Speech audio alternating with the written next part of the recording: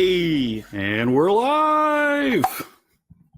Half an hour after we were supposed to originally go Live from Saturday night! Live from... I don't even know what he says. Beck Bennett. Katie Bryant.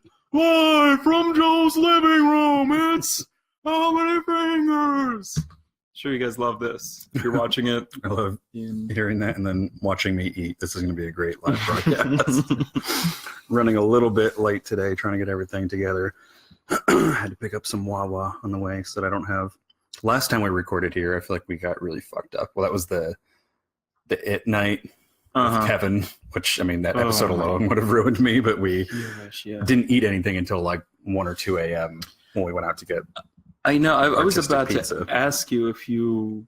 I don't know. This whole recording thing, it's always such... I got a sandwich here if you're hungry, Joe. Okay. Well, I had Panera like a few hours ago, but you'd think like, I don't know, does this look easy? Like when you look at it on the internet? Because it's not, because you're trying to schedule all these people and people cancel, and even the morning of, like, we're just trying to like do a bunch of shit. And well, it's also like I have to like pack up everything that we use whenever we record down here. So it'd be really nice to have like a place where just the studio was set up. You just walk in with beers and record. But sorry, I'm just... You gonna copy our caption again, Joe? No, I'm just saying, join us live, RN. Right now. RN is shorthand for right now, if you guys are wondering. But yeah, no, and it's like, even like back to how hectic it is to run a podcast with block scheduling. I mean, I don't think I would be able to do this every weekend. We do it every 3 weeks, so essentially once a month. But the one day that we do it is pretty hectic. I mean, to the point where we often forget to eat before we start recording, and we're pounding all these beers. That's definitely when our most drunk episodes are. Yeah. So, yeah, poor Mike didn't get a lot of food in that day. I don't think I did either, but I had... Learning from my mistakes. I had something. I don't think Mike had anything. But yeah, let's talk about sex, baby. This is now a drunk sex podcast. But let's talk about what's been going on this month. Yeah, can I rant real quick? I was talking to Mike last night. I've just had MoviePass problems. I've been talking about how great MoviePass is, and MoviePass has been giving me problems. Sounds like a hashtag. MoviePass problems. MoviePass, champagne problems. It's just kind of like... Anyone in the world, like third world countries, can be like watching right now. Like, I wish I had a movie theater. That's such a shame. Your MoviePass does not work. I wish I had water for my youngest son. But no, it's partially my fault. My first problem that I encountered is my credit card information got stolen. I changed it. Nice. So yeah. Was it during the Equifax stuff, or? No, this was something else. Somebody tried to buy like fucking $800 worth of stuff in like a Marshall's in Delaware. But anyway, whatever. And that was all. I was like switching my card. I remember last time we were recording or whatever. And we were recording the music video. It was all a big mess. I think at some point I was like, Jordan, can you buy my food? But anyway, so they kind of like half canceled the card, and then they charged me like 10 times in a row. And I was like, whoa, what the fuck? And I don't even think they were all pending, and I think my bank caught it. I don't even think MoviePass caught it. They were like, whoa, you shouldn't be charged this like many times. And they kept it all in pending except for like one charge, and then they were eventually all canceled. And so whatever, I go to see Blade Runner coming out this week, our review, and then I go to see Happy Death Day coming out the next week. And then last night I go to see, and they were fine, paid for them with MoviePass, no problem. And then last night I go to see Only the Brave, and I can't like check in like at the location of the theater that I'm seeing, which is what you need to do for MoviePass before you buy the ticket. And then I hand the girl the card, and she's like, "This is rejected." I was like, "Oh, great." So luckily, I have enough Regal points to get like a free ticket. But I was like, "The fuck, MoviePass!" I wrote them a big long like message. But they'll read in 2 years and they finally catch up on their emails. And Mike was like, "Oh, reach out to them," and I was like, "You don't understand. Since 3 weeks ago, I reached out to them when they charged me $300. No, I reached out to them 3 weeks ago, like last time we were recording this podcast, and was like, what the heck? And they still haven't got back to me. So I was like, I still want to do this MoviePass. I was like, it just might, like, their customer service is so non-existent, it just might make the most sense to cancel my card and order. So if anybody else is having fucking MoviePass problems, do tell. Because I would love to hear about it. I'm sure they are. Oh, no, yeah. I feel like that is an actual hashtag, probably. Oh, definitely. MoviePass problems. Mine has been working beautifully, I have to say. No, the first month was golden, really. But beyond that. Yeah, I think I saw everything that we are recording today for just the $10.99, that first month $10.99 fee. That's the thing. I can't trash it. I want to continue to use it. It's a great program, but it comes with its problems. And I also just recently moved to Bangor, and I was like worried about like the whole AMC thing, and now there's no AMC nearby at all, so I don't have to worry about that at all. Yeah, what's your new movie situation? Now it's Cinemark, which is not bad. Okay. They have like a whole, like, you know, like each movie theater has like their own like premium version of movies. This one's like Cinemark XD, and they just have like the most ridiculous like advertisements for it, where it's something to do with like you know, a resolution on the projector or the blah blah. But to tell you the truth, it's the unicorns, and it's ridiculous. Is it? But are the theaters far from you, or like 20 minutes? Mm-hmm. So it's a little bit farther than I'm used to. I didn't have anything like down the street ever. That's not bad. It's okay. Yeah, I'm kind of spoiled here. Just I have a theater 2 blocks away, and then I have one that's literally like down the street from that. But even if you're not using MoviePass, though, the theater is much cheaper. It's like $9.25 at like primetime hours. That's good. Yeah, no, I mean, I see the receipts that I'm getting that MoviePass is footing the bill for, and I'm like, dude, it's a fucking great thing I'm not paying $13.95 or something. It's just some of the movie theater prices are so ridiculous. That's just for digital is $13.95 now? Yeah. Ain't right. It might be like $13.40 something. That's why like AMC doesn't want MoviePass to be a thing, because then people just start to view movies as, oh, I can see like 4 for $10 a month rather than literally paying more than $10 to see one movie. That is literally it devalues the price of the product. They literally use the word devalue. Like, you're going to devalue the experience we're providing. Fuck you. Movies, like, it's no other like industry has shot up like with like their price point as but it's also one of those things. So, like, I remember reading somewhere that like movie profits are like some of the highest they've ever been, even though attendance is technically down for movies, because less people are going to see movies, but they raise the price so much, and there's so much concessions and all this premium stuff they're trying to offer, and with like IMAX and IMAX 3D and dine-in theaters and stuff like that, that movie theater profits are actually the highest they've ever been. That's also like, I don't know. I know a lot about like the box office and everything, but I've never completely understood like, are we actually breaking records, or is this like literally all inflation of like, of course Star Wars is going to make like, yeah, or is it like, you know, I think we've talked about this in the podcast before. Are they counting like, you know, like that an IMAX ticket costs more than like a regular ticket? Like, I mean, I guess that's technically still part of it, you know, like a movie has to be released in that format. Like, our parents went to go see like the original Star Wars for like the change they had in their pocket, and now it's kind of like, well, here's a portion of my paycheck to go see Star Wars once. Here's 3 days lunch to see one movie, not even including like the concessions and stuff. Fuck concessions. There's also been a lot happening in the movie industry amongst the people. That was a weird way to introduce it. The people.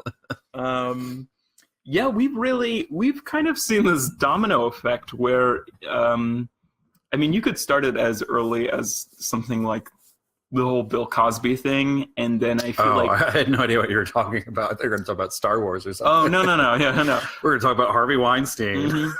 And then I mean, like literally, like a month ago, the guy that did like the Ain't It Cool kind of like movie reviews, and then he was also attached to that whole theater company. Oh yeah. And then there's something. Alamo Drafthouse guy. Yeah, Alamo Drafthouse. And then there's even somebody who's attached to, or like one of the big guys for the Honest Trailers. Screen Junkies. Yeah. And they own like a bunch. They own like the Smosh property and everything. So it was a big thing that like, why is the HR of this gigantic, internet conglomerate fucking protecting this guy? Like, it was just, and then of course this whole Harvey Weinstein thing, and it's really been a devastating few weeks of just reports of everything that's gone on, and it's pretty we were exhausting. We were joking about this before, but like it, in a good way, I feel like it started this sort of like, I don't know if snowball is the right word, but it's just kind of like it's broke open the floodgates where like now everyone feels more empowered and safer, and they know that the culture is receptive to coming out with your stories about sexual assault or any kind of abuse or mistreatment in some way. Mm-hmm. To the point where, like, I mean, you had the whole stuff with like the Ben Affleck stuff coming out, which I feel like was more like just us looking at the past with like hindsight. Because like it's not like a lot of that stuff happened in secret. It was all like on MTV. We're watching like, it live, right? Yeah. There's footage of it, and it was just kind of us looking and being like, oh, like okay, now I understand what was going on back in like 2004 or whatever. And then what was sexy in 2004 is like sexual assault in 2017. It is crazy, like how, I don't know any other word for it besides like snowballing or being propelled like faster and faster, like how well we're nailing down like what is politically correct and everything. Not politically correct, but fucking just being and then, like, a and then decent you had human. like even if it's not like sexual assault, like you had the thing recently with Charlene Yee coming out about the first time she met David Cross like 10 years ago. And, like, right. There was nothing that had anything to do with sex in that encounter, but there was racism possibly inherent in that, and then just a general kind of condescending mistreatment of this young actress. And like she feels more safe to come out with that because of all the sexual assault allegations coming out. And so we were kind of joking, not that it's something to really joke, but just that like all the people in Hollywood or anyone who's famous right now has to be like texting or calling anyone they've ever mistreated and be like, yo, are we good? You're not going to come out with that shit that I did like 15 years ago, because it's all fair game now to just come out with all this stuff. And I mean, it's good, but there are cases with like the David Cross thing where it's kind of like, that's a weird encounter to come out with at a report about from 10 years ago that like both of you probably don't remember correctly. I feel like I can like anybody that I know personally, or like anybody I've really encountered in my life, I feel like I could come up with like an anecdote of them being like, that would. I could come up with shit about myself from like 10 years ago. Oh, no, yeah, like, yeah. 10 years ago is like high school, like early college, like we were shitty people back then. Yeah, and I mean, again, we were kind of being shown that, we're looking at MTV and being like, oh, that's okay. Or, we're looking at kind of... Ben Affleck is my idol. Hey, you know what? Ben Affleck has daughters, though, so he knows.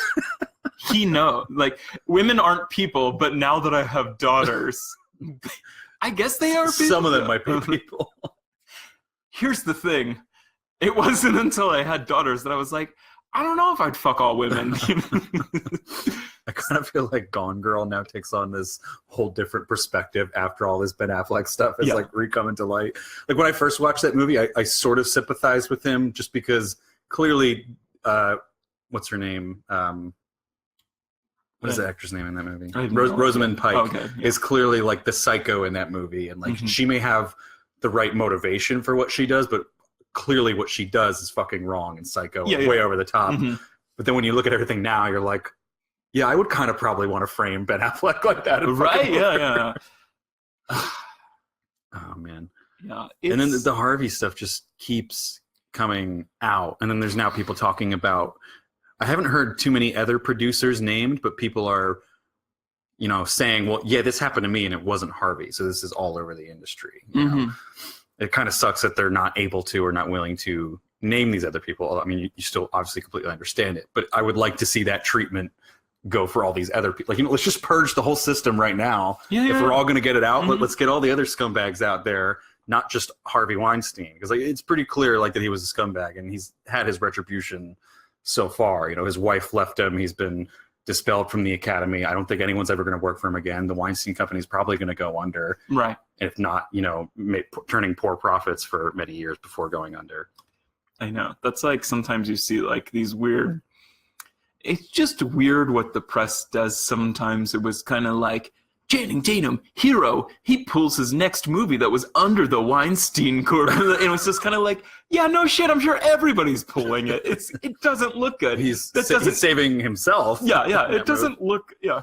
It's not like he's like, man, I'm probably about to lose a lot of money. It's like, no, you're about to make like one of the most best PR movies. It's a hot best topic. PR, right now. Best. It's financially intelligent to do. You would be stupid not to do it, and it doesn't matter what your moral compass. It's also like with all the people coming out with statements against Harvey Weinstein, like, and the ones that I kind of have a problem with are like Meryl Streep and like Judi Dench. Yep. And obviously Matt Damon and Ben Affleck came out and was like, oh, I had no idea. And then Rose McGowan's like, you fucking talked to me about this back in whatever, like 2008, whatever she said it was. Maybe it was 2010. And then like Meryl Streep and Judi Dench, who like have worked with Harvey Weinstein numerous times and have thanked him in their acceptance speeches numerous times, for them to say that they didn't know that this was really going on. Because there's also been so many people that have been like, yeah, like it was an open secret in Hollywood. Even like George Clooney was like a step above that in the right direction, where he was like, we kind of knew that Harvey was like deviant in some way, and that we just kind of viewed it as him like chasing young girls and being a dog, I think is the word he used to describe it. And it was just kind of like, that's Harvey being Harvey, although he didn't admit to knowing that he was doing anything that extreme. Obviously, he's like, we wouldn't have worked with him if we known that he was doing something that extreme. And I love George Clooney, but it's also kind of like Hayden's Samak was the best guest that we ever had. We just got a question. Oh yeah.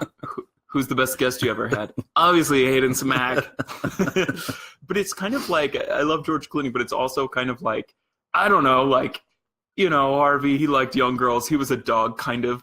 And like, it's easy to like look at Harvey and be like, look at that ugly motherfucker. Like, women don't want to be with him, but like George Clooney could be doing the same thing and just be like, I don't know, girls love me. It's just kind of like, I use this position. I'm a really good-looking older man, and sometimes I can use this position of power to be like, come on, sweetheart, like yeah. And it's also tough because like Harvey was like donating to the Democratic Party. He was like trying to champion what he called like feminist causes, so that it was almost like is that a cover, or is there really like a parallel life going on here, or a dual life where he's this complete scumbag in one aspect of his life, and then has some sort of weird psychology going on in his head where he does think he's doing good for women and is actively trying to do good shit for women. It's interesting to think about it that way. And then the other interesting, there's so much to talk about with the Harvey Weinstein thing, but then I really liked hearing from Quentin Tarantino, who I'm not really a huge fan of, as much has been discussed on this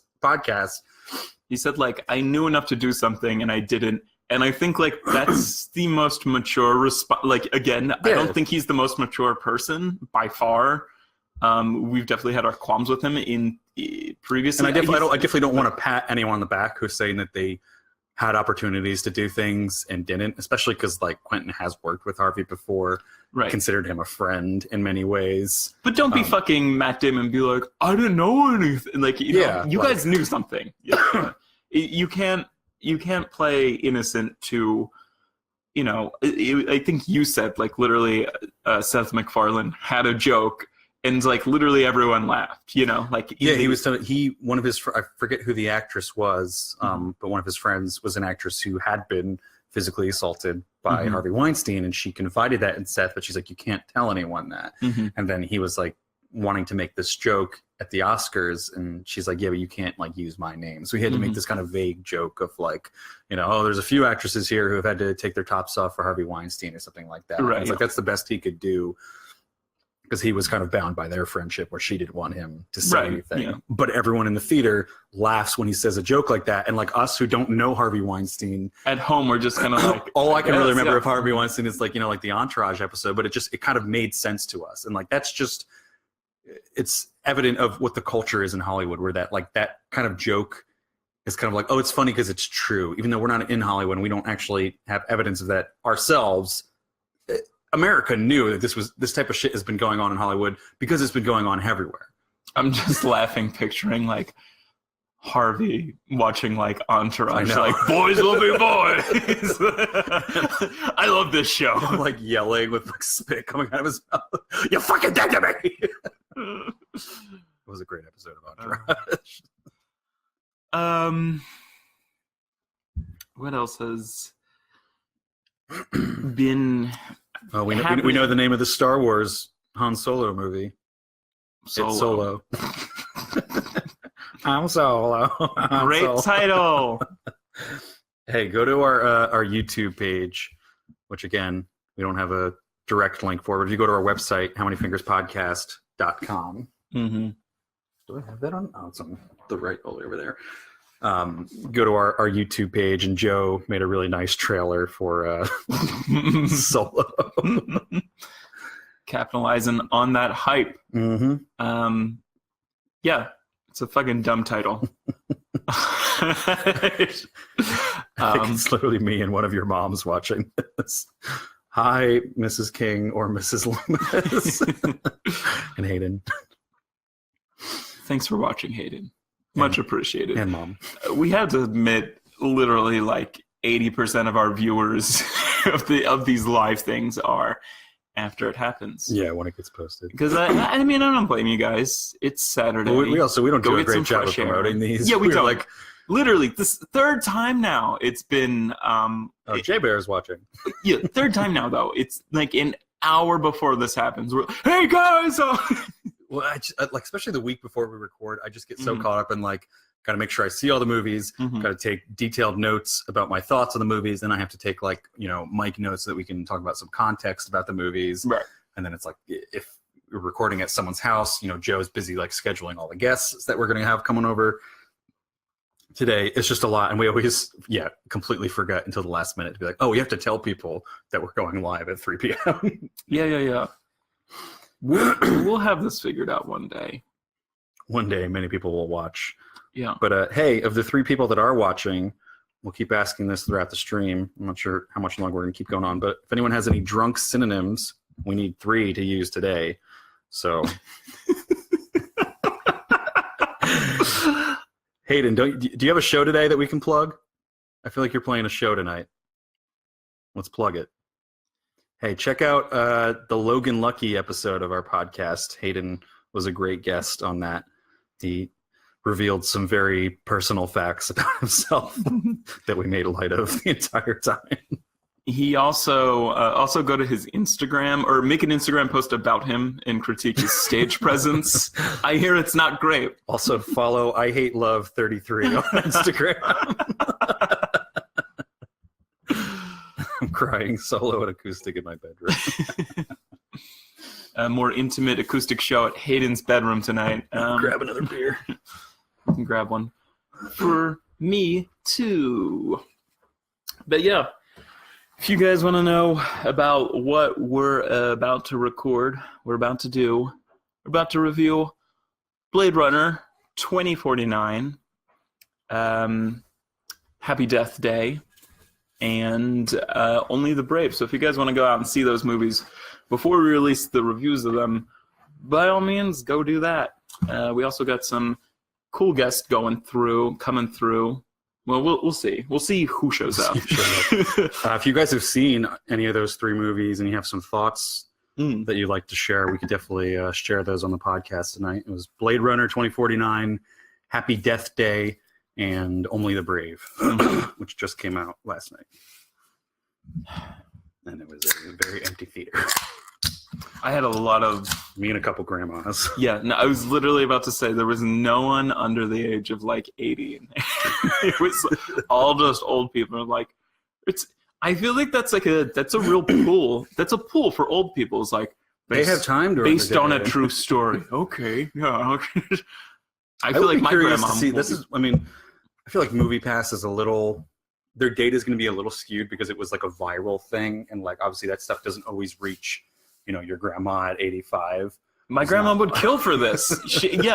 I like my mom is. I tell my mom about MoviePass, and she tells people her age, and they're like, "What is it called?" And it's kind of like, it's Yeah, like the yeah. best. I remember yeah. reading comments on like a post because I was trying to figure out how to do something with MoviePass, and there's just people asking questions to figure out, if MoviePass is right for them, and they're like, "This sounds great for my grandma, but do you need to check in on the phone because she doesn't have a smartphone, Yeah. but she sees movies all the time, so she would love this. But is there a way that I can check in for her?" And that's another kind of downside of the app is that it is app based and smartphone based. Let me get her like a fucking iPhone Touch and. Anyway, the whole point being that I yeah. feel like there is, just because there's so many times that I'm in a movie theater, part is because I go during the day, but there is a significant or at least noteworthy portion of the movie-going audience that is like 60 plus, seniors, and seniors they have discounts at the theater. They have free time during the day if they're retired, and, they're already watching TV a lot of the time, so they're getting, all these TV spots and advertisements that are coming at them. But MoviePass is going to miss out on that data because the entire experience is skewed to a younger demographic. Old people love movies. Yeah. Synonyms. Uncomfortably Make it snappy. intimate. Thank you, Hayden. And enjoy the rest of your day and the uncomfortably intimate Solo acoustic show. session. Hey, everyone, go check out Hayden's bedroom for an intimate acoustic show tonight. Click will be playing in the background. Musical rendition of Click will be. But we forgot to. I mean, we could. The last thing we could discuss is. I was talking to Mike about this. I was pretty excited, but the Gotham Award nominations were released, and it's not. A lot of these will not come. You won't see a lot of these at the Oscars, but I feel like it's the first real kind of, there's people that are within the Academy that are like voting on this and everything. And we get a first like real direction. Let me see if I can. Oh no. Are the Gotham Awards indie based though, or? I think so. Yeah. I always assume so. Or do they just have an indie slant? Well, this is just a fucking article. But I was excited just because my favorite movie of the year, Good Time, was nominated for Best Actor, Robbie Patz, and Best Feature. I think Best Features, they had Get Out. Get Out, I think, had the most nominations, which was kind of surprising. The Florida Project was up for Best Picture. I'm seeing a lot of buzz for Florida Project for the actual Oscars for Best Picture. To the point where, like, I feel like, I think Big Sick on like my predictions list already got supplanted by, I forget what the I feel like Lovebird or Ladybird. Is it Ladybird? Ladybird, yeah. Ladybird. But now I'm starting to see the trend of maybe Ladybird gets supplanted by Florida Project if we have another. Because obviously, Call Me by Your Name is going to be in there. If we're going to predict right now, that's going to be like the indie film that's kind of in there. But if there's going to be a second, it's either Get Out, Ladybird, or Get Out and what should we call it? Florida Project. I think there was a while where people thought Blade Runner 2049 was going to be amongst the Best Picture nominees. I don't think that's a thing anymore. I kind of don't think that's going to be a thing, especially after watching it. I think it's going to sweep the technical shit. Oh, definitely. I think there's going to be a lot of pissed people because it's very critically well received. And I think the rest of the field of what's come out so far has been pretty weak, comparatively speaking. So I think it's gonna be one of those ones where it like gets nominated for so much stuff, and I mean I think even I might agree of like if you're gonna nominate it for like 10 technical awards, then why isn't it up for Best Picture Right. or Best Director or something like that?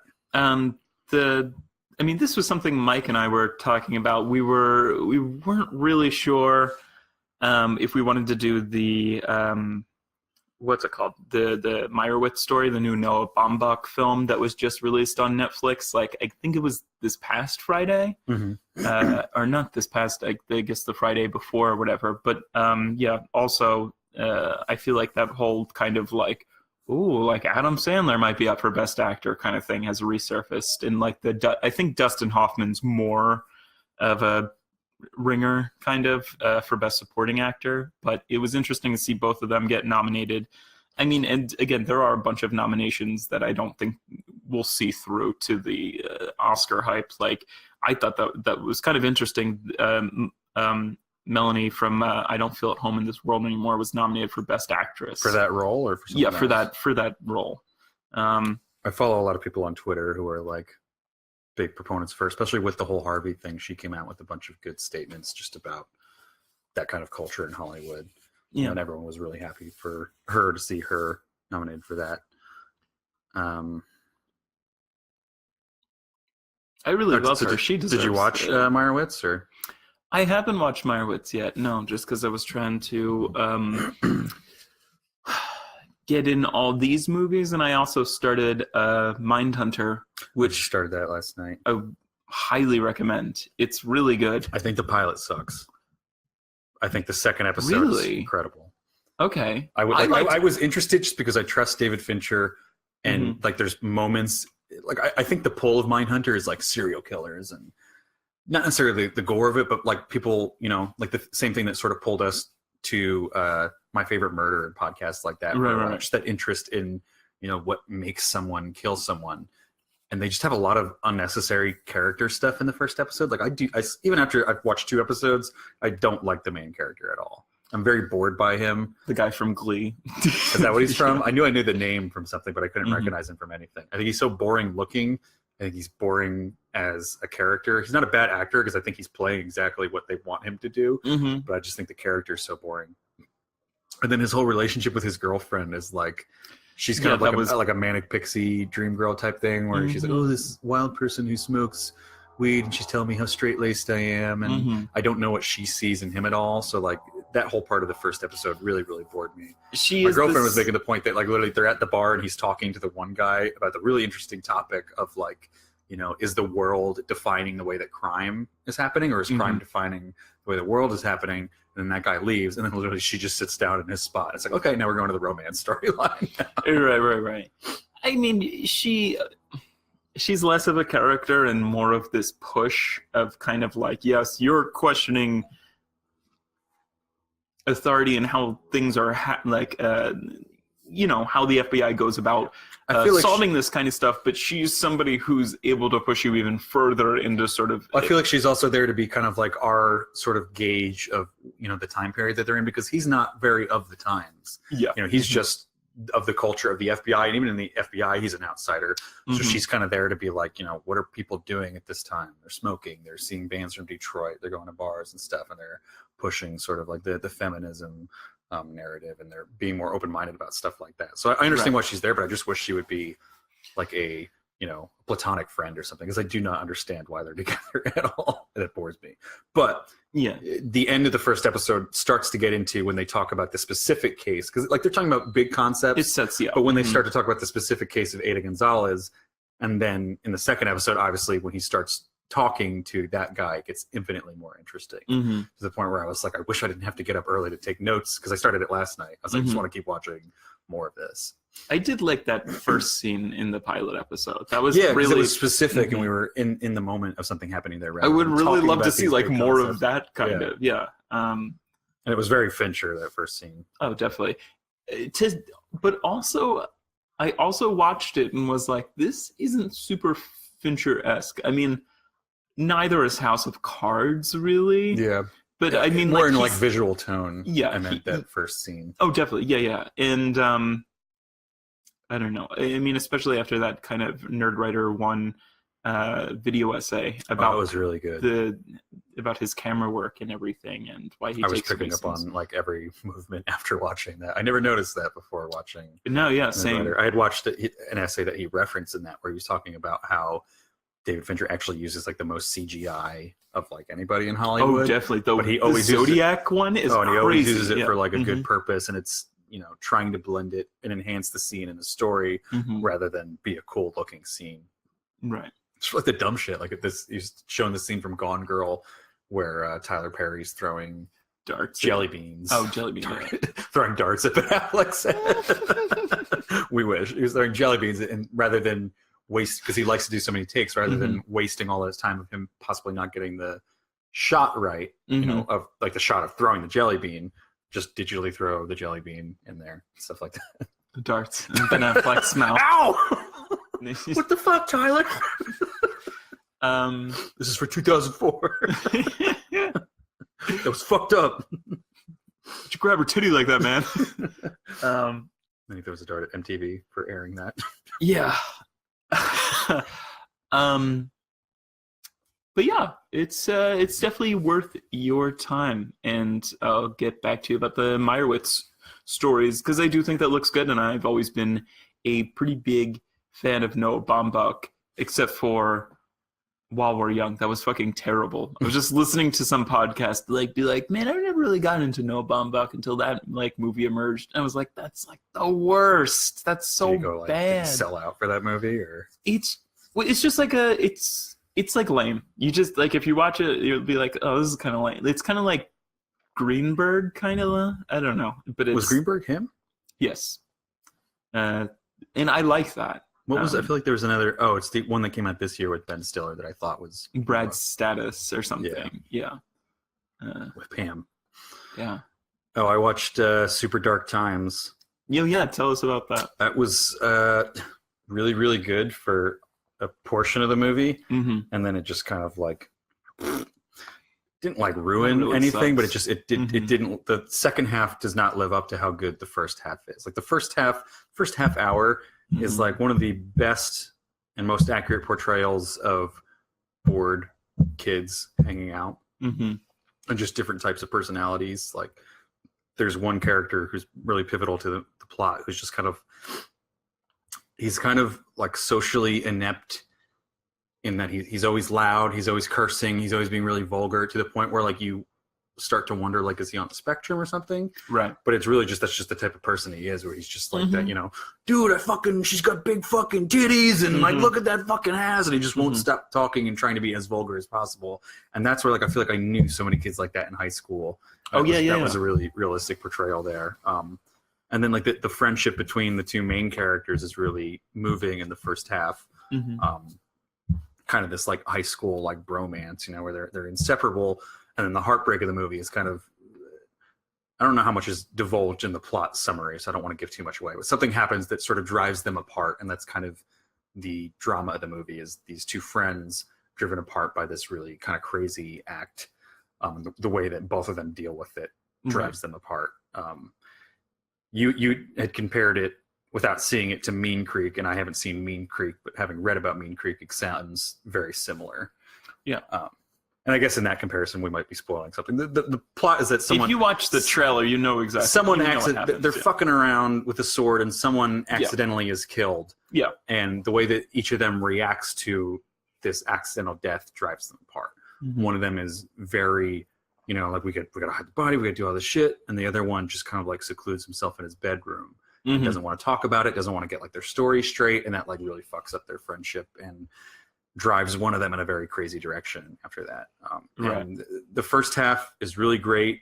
All of it is great visually. And then the last half, specifically the ending, is unsatisfying to a certain degree. It wasn't like they took like a huge risk and it didn't pay off. Right. It was kind of like they just forgot that they had to like spend as much time on the end as they did on the first half an hour. And they didn't really, it reminded me of like, it's not always very easy to make like a good movie, because they're clearly really talented with what they did. And it's an indie movie, so it's not like some studio is like, oh, you got to put this dumb little ending thing in there. They just forgot to tie up all the strings at the end and end it as carefully as they started the movie. And there's a weird scene at the end. I won't get into to spoil it, but it was the type of ending where I was like, am I not getting something? Am I missing something? Right. And then I looked up on like Google, as I usually do when I don't understand a movie, to see if someone's reviewing it or talking about it. Mm-hmm. You know, what's the general consensus? And someone who was reviewing it had actually gone on Twitter and asked the guy who wrote the movie, like, Right. what did you mean by this last shot? And his answer for it was just like, Dumb.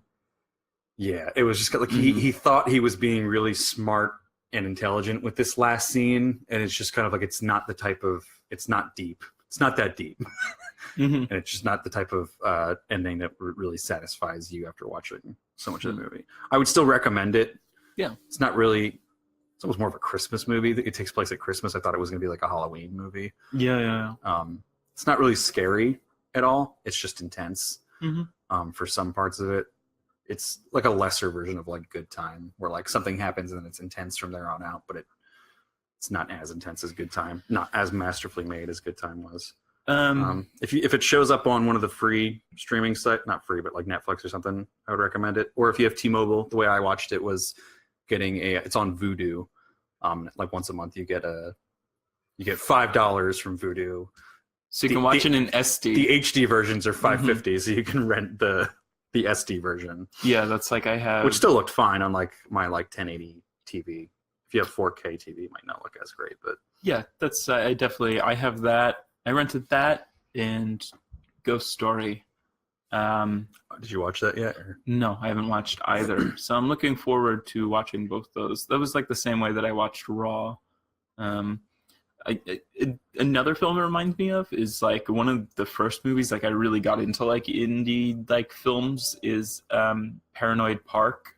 It's like some kid in Portland and he's having like this troubling. Is that Gus Van Sant? Yeah, that's a Gus Van. It's I think it was right after Elephant. It was like his part of his like tragedy trilogy kind of.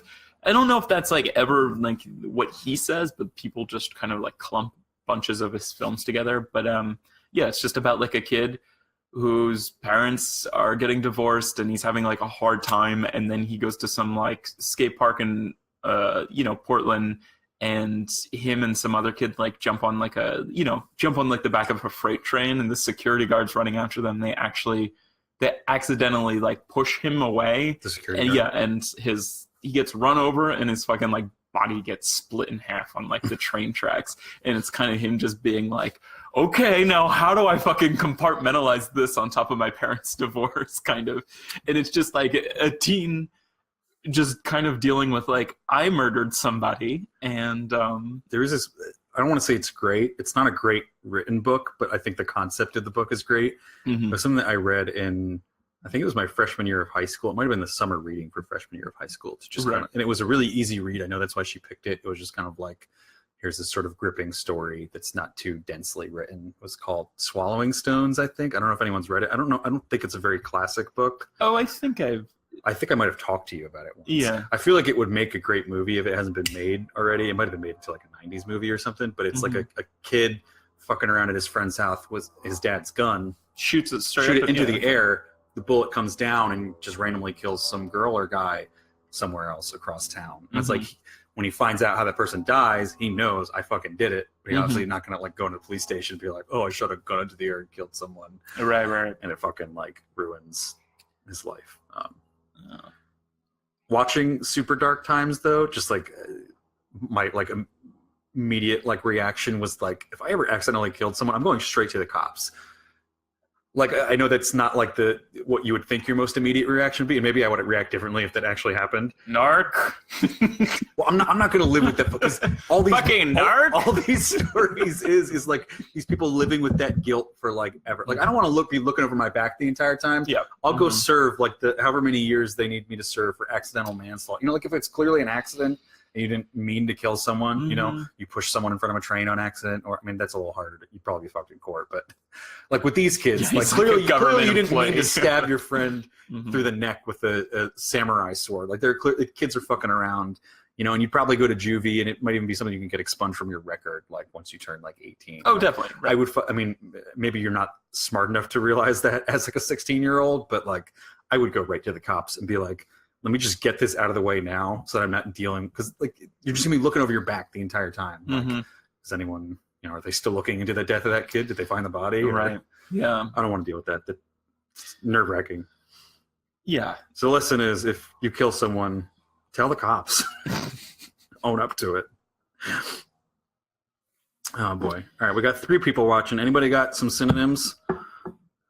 Throw us some synonyms. If each of you throws us a synonym, we won't have to beg on Facebook in a couple of minutes. Oh yeah, did we not even We don't have any ask synonyms people? right now. It's been one of those weeks.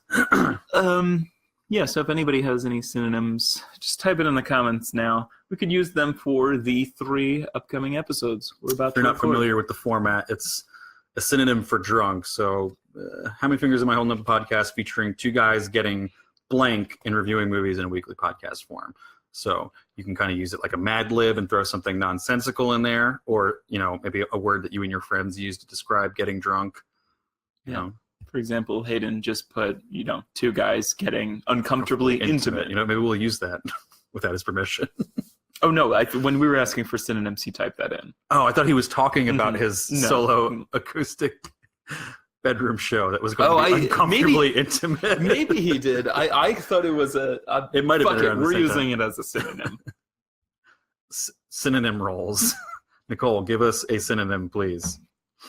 It could be synonym rolls. Give us a synonym. 2 guys getting synonym Synonym rolls. I'll use that if you give us permission.